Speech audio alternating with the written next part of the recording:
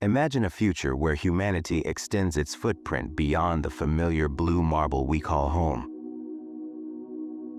A future where the red dust of Mars crunches underfoot. This vision, once confined to the realm of science fiction, is edging closer to reality. But the journey to the fourth planet from the Sun is not a simple hop across the solar system. It's a monumental undertaking fraught with challenges. Yet, a new era of space exploration has dawned. A program with its primary focus seemingly on our nearest celestial neighbor, the Moon. However, this lunar endeavor is not an end in itself, but rather a critical stepping stone, a vital launchpad designed to propel humanity towards the ultimate prize: Mars. For decades, the allure of Mars has captivated scientists and dreamers alike, standing as the horizon goal for human space exploration. The prospect of potentially uncovering past or even present life, understanding planetary evolution, and ultimately establishing a multiplanetary civilization fuels this ambition. But the vast gulf separating Earth and Mars presents formidable obstacles. That is precisely where the Artemis mission enters the narrative. Named after the mythical Greek goddess of the moon, the twin sister of Apollo, Artemis is NASA's ambitious program to not only return humans to the lunar surface, but to do so in a way that lays the foundation for our eventual journey to the red planet. This is not merely about recreating the triumphs of the past. It is about building a sustainable future in space, learning the essential skills, and developing the necessary technologies to venture deeper into the cosmos. So, what exactly is this program that holds such immense promise? The Artemis mission is NASA's new initiative for lunar exploration, with the primary objective of landing the next man and the first woman and first person of color on the moon. This program is structured as a series of increasingly complex missions, each designed to utilize cutting-edge technologies to study the moon in unprecedented detail and to prepare for the long and arduous journey to Mars. At the heart of this endeavor is a collaborative spirit, with NASA working alongside commercial entities such as SpaceX and Blue Origin, as well as forging strong international partnerships. The Artemis Accords, a set of principles for cooperation in space exploration, have garnered the support of over 50 signatory countries, signifying a global commitment to peaceful and sustainable activities beyond Earth. The Artemis program relies on a suite of powerful and advanced spacecraft. The cornerstone is the Space Launch System, hailed as the most powerful rocket ever constructed. Its immense thrust capability is essential for lifting the Orion spacecraft and the heavy cargo needed for lunar, and eventually, Martian missions beyond Earth's orbit. Riding atop the Space Launch System is the Orion spacecraft, a vessel designed to carry humans farther into space than ever before. It serves as the primary crew module for deep space missions, equipped with life support systems and emergency abort capability to ensure astronaut safety and a robust heat shield for safe re-entry into Earth's atmosphere after long voyages.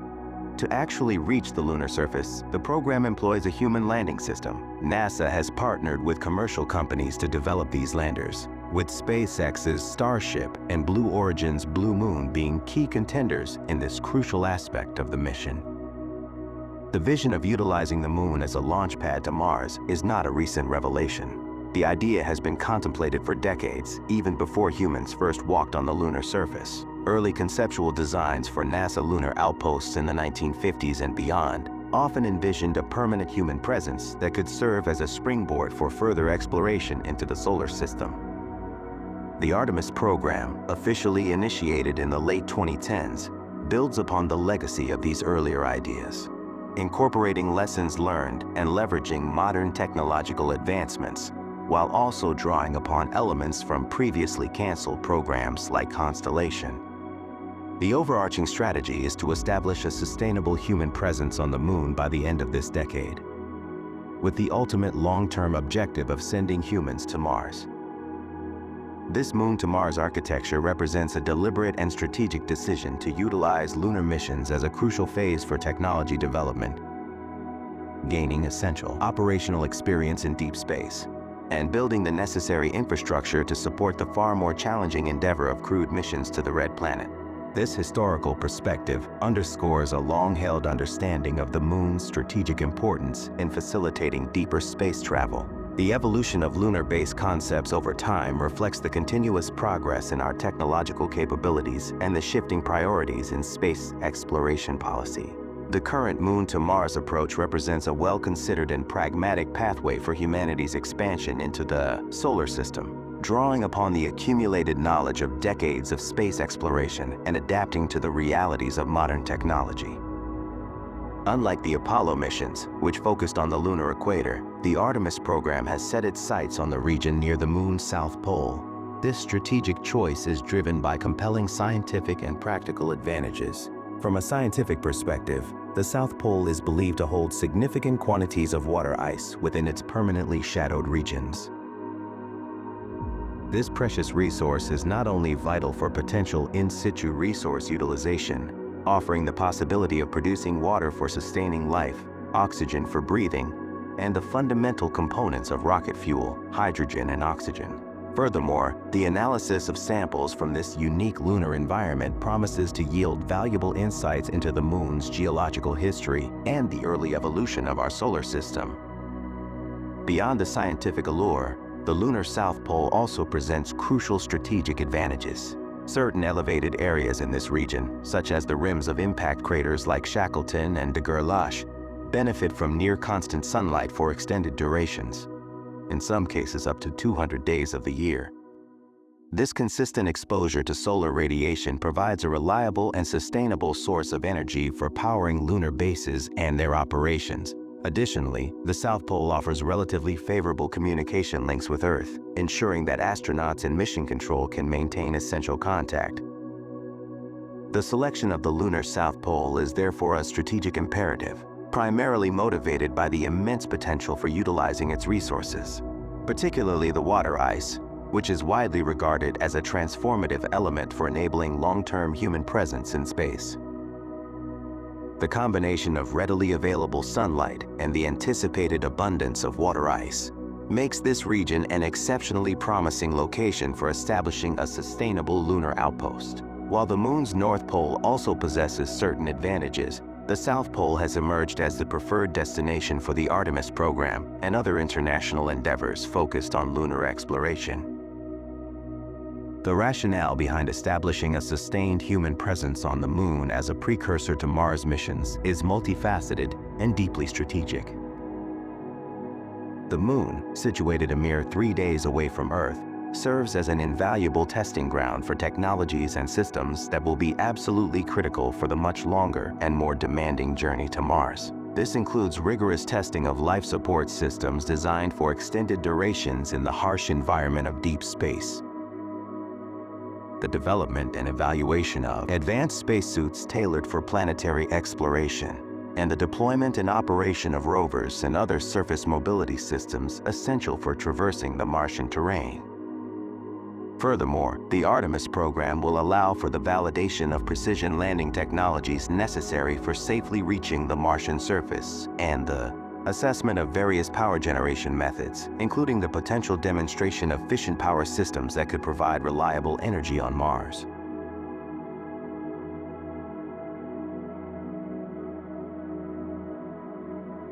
Perhaps one of the most compelling reasons for establishing a lunar base as a precursor to Mars is the potential for in situ resource utilization. The discovery of water ice at the Moon's South Pole opens up the possibility of manufacturing rocket propellant, liquid hydrogen and oxygen, directly from lunar resources. Producing propellant on the Moon would dramatically reduce the immense challenge and cost associated with launching vast quantities of fuel from Earth, making crewed Mars missions a far more achievable goal. In essence, the Moon could serve as a critical gas station in the vast expanse of space.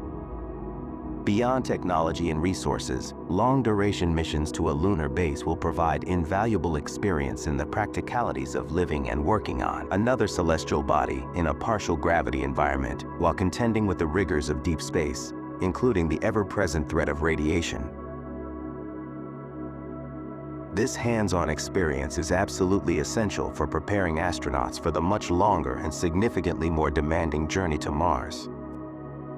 Furthermore, the Moon's relative proximity to Earth allows for quicker emergency returns and near real-time communication, creating a safer, and more supportive environment for learning, adapting, and overcoming challenges compared to the isolation and communication delays inherent in a direct Mars mission. The Moon, therefore, acts as a crucial proving ground for Mars, offering opportunities to iteratively test and refine essential technologies and operational procedures in a realistic deep space setting, but with the distinct advantage of being within reach of Earth. The knowledge and capabilities gained from establishing and operating a lunar base will be directly transferable and profoundly beneficial in tackling the complexities of building a self-sustaining outpost on the Martian surface. A lunar base could function as a pivotal hub for the intricate process of assembling, refueling, and ultimately launching spacecraft destined for Mars. Realizing this ambitious vision necessitates the establishment of a comprehensive infrastructure on the Moon. This includes the construction of long-duration habitats capable of sheltering astronauts for extended periods, potentially utilizing innovative designs, such as inflatable modules or structures fabricated using 3D printing technology and materials sourced from the lunar regolith itself. Ensuring the continuous operation of a lunar base and supporting resource utilization activities will require reliable and sustained power sources. While solar arrays will undoubtedly play a role, particularly if strategically positioned at permanently sunlit peaks near the poles, the potential deployment of nuclear fission reactors offers a compelling solution for uninterrupted power, especially during the Moon's extended periods of darkness. Maintaining seamless communication with Earth and potentially with spacecraft en route to Mars will necessitate the implementation of advanced communication networks.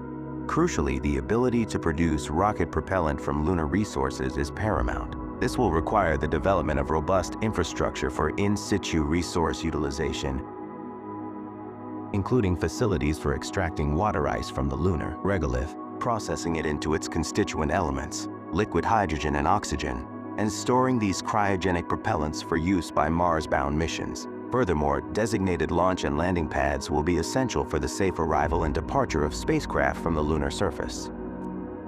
Finally, transportation systems, including both pressurized and unpressurized rovers, will be needed to facilitate the movement of astronauts and resources across the lunar terrain. An alternative approach involves assembling and refueling Mars-bound spacecraft in lunar orbit, potentially leveraging the infrastructure of the Lunar Gateway before they embark on their long voyage. A significant advantage of utilizing the Moon as a launch point is the considerably lower energy required to escape its gravitational pull compared to Earth. This reduced energy requirement could enable the launch of larger and heavier Mars-bound spacecraft with a smaller fuel expenditure than would be possible from Earth.